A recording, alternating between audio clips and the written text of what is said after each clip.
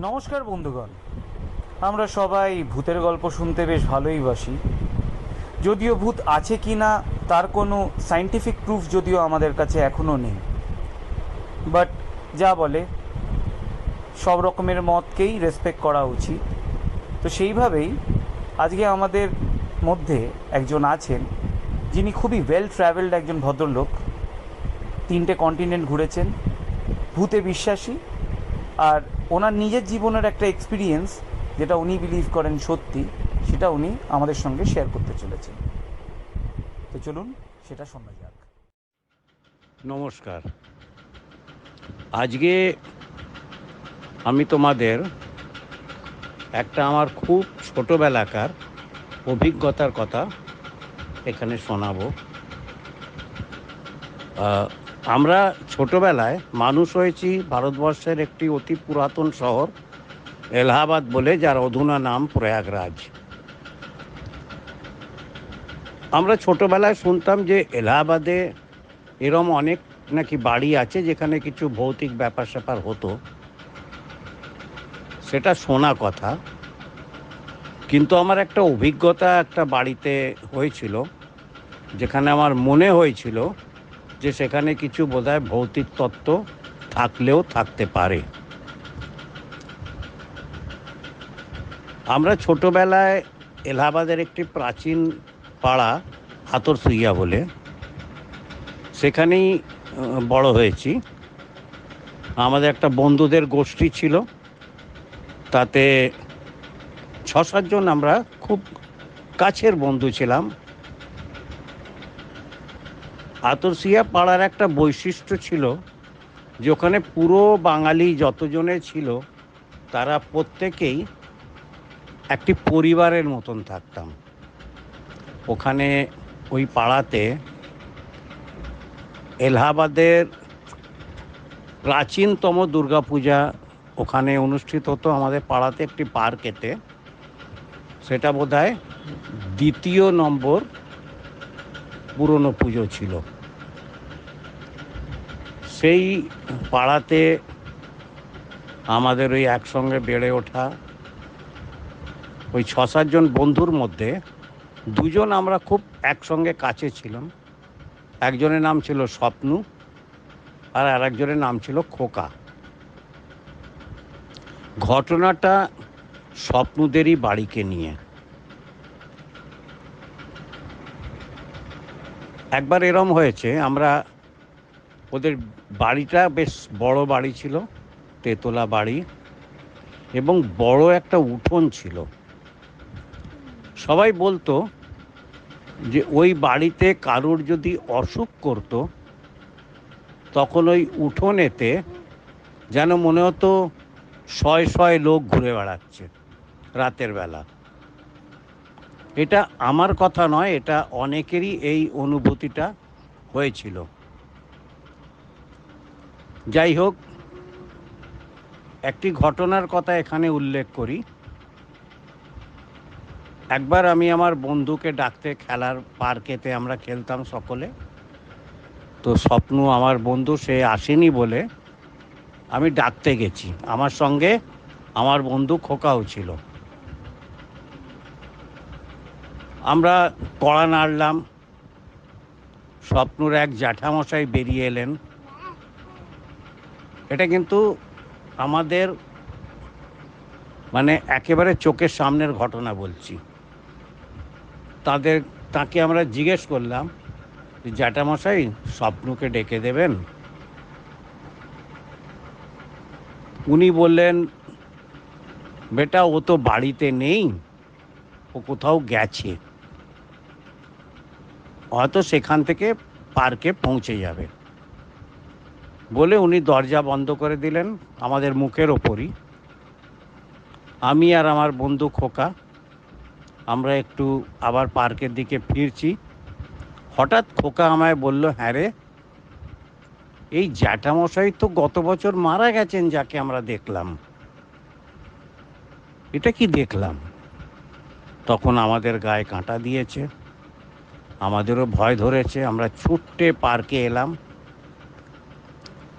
এসে ঘটনাটা ততক্ষণে পার্কে গিয়ে দেখি যে আমার বন্ধু স্বপ্ন ওখানেতে পার্কে এসেছে।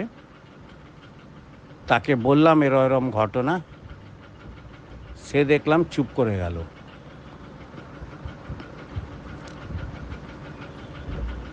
বেশ কয়েক বছর পরে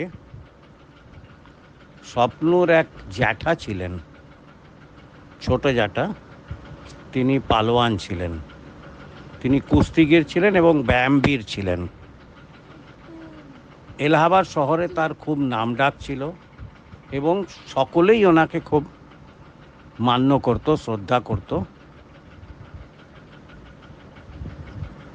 তার একবার একটা কোনো স্থানে গিয়ে কোনো পীর বাবাকে উনি মানতেন না, তো সেরকম কোনো স্থানে গিয়ে কোনো পীর বাবার যে মাজার হয় সেরম স্থানে উনি কিছু বোধহয় অনুচিত কাজ কিছু করেছিলেন। করার পরে উনি অসুস্থ হয়ে যান। তারপরে ক্ষমা টমা চাওয়াতে আবার উনি পরে সুস্থ হন। কিন্তু উনি ওই বাড়িতেই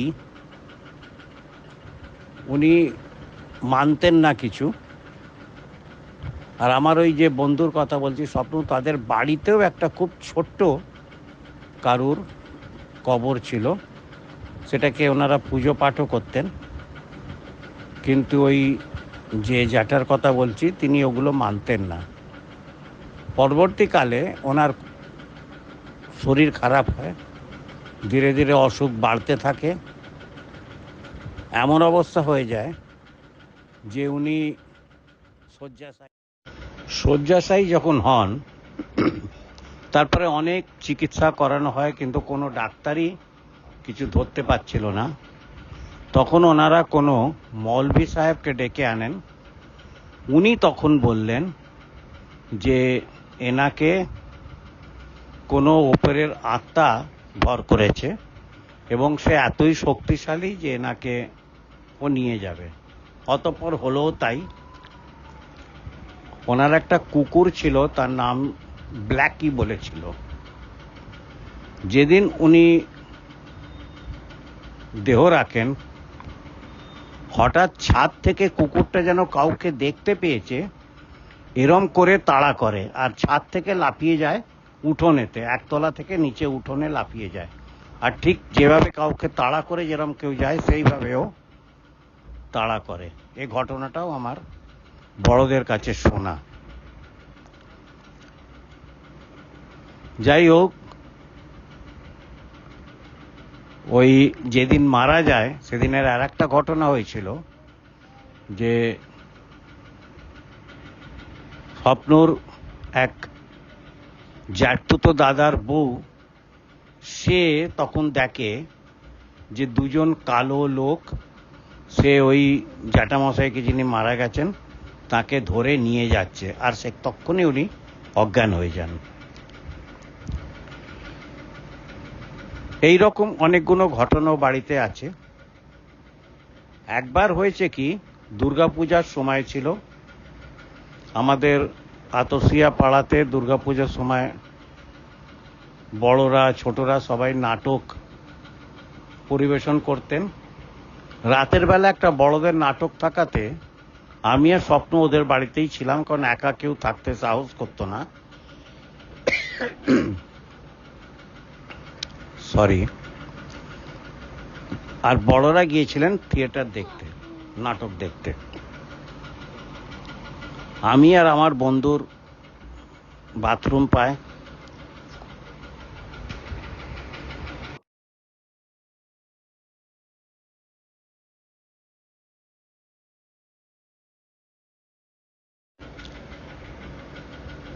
তো আমি আর আমার বন্ধু স্বপ্ন আমরা ওদের বৈঠকখানাতে বসে আছি, বাথরুম পেয়েছিল। তো আমরা যখন ভেতরে ওই বৈঠকখানার পরেই বাথরুমের যাবার রাস্তা ছিল, আর ওখানে উঠোন একটু পেরুতে হতো, মানে উঠোনটা চোখে পড়তো আর কি। তো আমরা যেই গেছি, হঠাৎ দুজনে দেখি উঠোনে যেন মনে হচ্ছে অনেক লোক পায়চারি করছে, অনেকে পায়চারি করছে। ওই দেখে আমরা দুজনে ভয়ের চোটে ছুটে বাইরে বেরোই এবং মানে বৈঠকখানার দরজা খুলে দুজনে রাম রাম রাম রাম রাম রাম করতে করতে করতে করতে আমরা ছুটে পার্কে চলে যাই, গিয়ে জেঠিমাদের জানাই। তারপরে ওনারা বড়রা এসে দরজা টরজা বন্ধ করেন আবার। এটা আর একটা ঘটনা ওই বাড়িতে হয়েছিল। তো এইরকমই ছোট ছোট ছোট ছোট ঘটনা অনেকই ওই বাড়ির শোনা যেত এবং খুব অল্প অভিজ্ঞতা আমাদের যা হয়েছিল সেটাই আজ আমি এখানে বললাম। এবার এটা ভৌতিক না আমাদের মনের ভুল সেটা আপনারা বিবেচনা করুন। ধন্যবাদ।